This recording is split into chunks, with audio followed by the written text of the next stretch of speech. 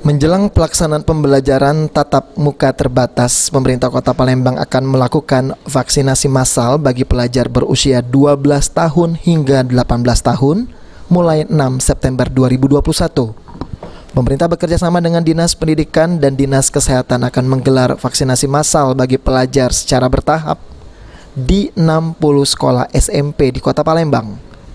Wakil Wali Kota Palembang, Fitrianti Agustinda, meminta masyarakat, khususnya orang tua siswa, untuk membantu pemerintah menyukseskan vaksinasi pelajar ini, supaya pembelajaran tatap muka bisa berjalan aman dan terhindar dari paparan COVID-19. Vaksinasi untuk seluruh anak-anak, khususnya anak-anak usia 12 tahun ke atas. Nah, untuk Kota Palembang sendiri, untuk SMP ada sekitar 60 SMP yang akan kita tuju untuk pelaksanaan vaksinasi secara massal khusus anak-anak. Dan ini akan kita laksanakan dalam waktu dekat. Dalam pelaksanaan pembelajaran tatap muka terbatas nantinya jam masuk siswa dibagi 3 shift, mulai dari pukul 7.30, pukul 9.30, hingga pukul 11.30 waktu Indonesia Barat.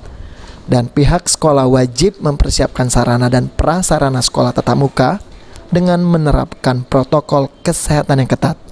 Abidin Riwan, Topal TV.